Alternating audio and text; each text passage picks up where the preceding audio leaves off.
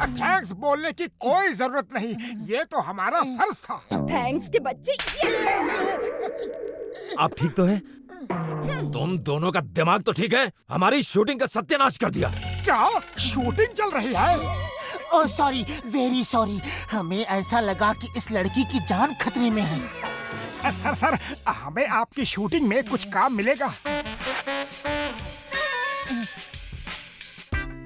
मुझे तुम जैसे अच्छे लोगों की जरूरत हमेशा रहती है। तुम दोनों मेरी शूटिंग में स्पॉट बॉयज का काम करोगे? हमें मंजूर है।